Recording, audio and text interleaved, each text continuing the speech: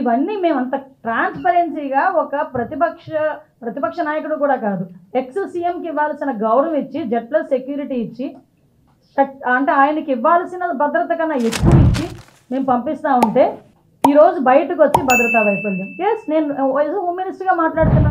ఒకసారి భద్రతా వైఫల్యం అని మీరు మాట్లాడుతున్నారు, నేను చర్చకు సిద్ధంగా ఉన్నా. ఏ రకంగా భద్రతా వైఫల్యం అయిందో మీరు అక్కడికి వెళ్ళి ఎలా మాట్లాడుతున్నాడంటే జగన్మోహన్ రెడ్డి పోలీసులు బట్టలు ఊడదీస్తాం. నిజంగా దమ్మున్నవాడు ఎస్ఐ బయటకు వచ్చి, ఎస్ఐలు అదేవిధంగా మహిళా పోలీసులు కూడా బయటకు వచ్చి ఏ రకంగా మాట్లాడుతున్నారు అని ఒక ఎక్స్ సీఎంని నిలదీసే పరిస్థితి వచ్చిందంటే సిగ్గుపడాలి ఈరోజు జగన్మోహన్ రెడ్డి. ఎందుకు ఇలా మాట్లాడేనా అని సిగ్గుపడాలి. నిజంగానే అనిపించింది.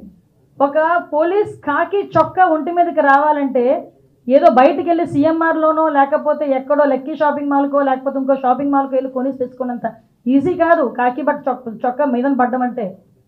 ఆ కాకి చొక్కా పోలీస్ కానిస్టేబుల్ దగ్గర నుంచి IPS వరకు కాకి చొక్కా ఒంటి మీద పడాలంటే ఎగ్జామ్స్ రాసుకొని రన్నింగ్లు పాస్ అయ్యి వాళ్ళు బాడీ ఫిజికల్ ఫిట్నెస్కి వాళ్ళు పాస్ అయ్యి అదేవిధంగా ఇంటర్వ్యూలకి అటెండ్ అయ్యి కఠోరమైన శ్రమ చేస్తే తప్ప ఆ పోలీస్ చొక్కా ఒంటి మీదకి రాదు, ఆ కాకి చొక్కా ఒంటి మీదకి రాదు.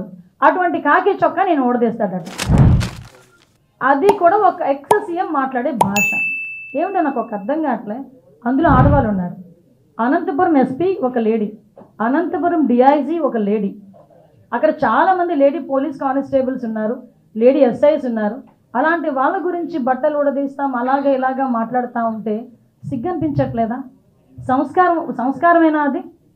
కనీసం ఒక సంస్కారంతో కూడిన మాట ఒక ఎక్స్ సీఎంగా మాట్లాడాలి అన్న ఇంగిత జ్ఞానం లేకుండా ఎక్కడికి వచ్చి మాట్లాడుతున్నాడు? ఇది ఒక విక్టిమ్ హౌస్ దగ్గరకు వచ్చి మాట్లాడే పరిస్థితులు.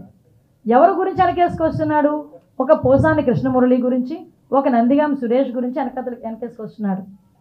దాన్ని అరికట్టడం చేతకాదు కానీ జగనన్నని తిట్టడానికి మాత్రం హోమ్ మినిస్టర్ గారు ముందుగా వస్తారు. అందుకనే ఆవిడకి హోమ్ మినిస్టర్ పదవి ఇచ్చారు.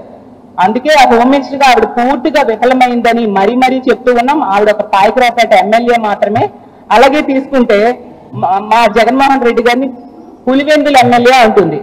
ఎంత సంస్కారహీనంగా ఒక మాజీ ముఖ్యమంత్రి గారి గురించి ఆవిడ మాట్లాడుతూ ఉన్నారో అర్థం చేసుకోవచ్చు.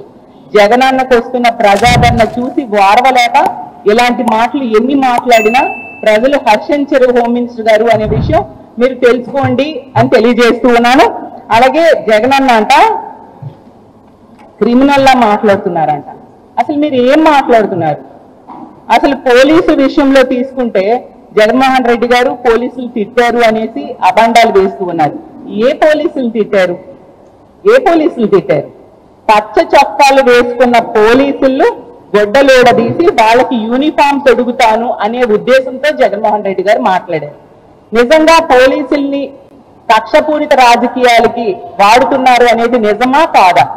ఎన్ని సందర్భాల్లో మీరు పోలీసుల్ని కక్షపూరిత రాజకీయాలకి వాడారు? తునిలో, తిరుపతిలో, అలాగే తీసుకుంటే తణుకులో, త్రిపురాంతకంలో ప్రతి సందర్భంలో కూడా పోలీసుల్ని కక్షపూరిత రాజకీయాలకు మాత్రమే వాడుతూ ఉన్నారు.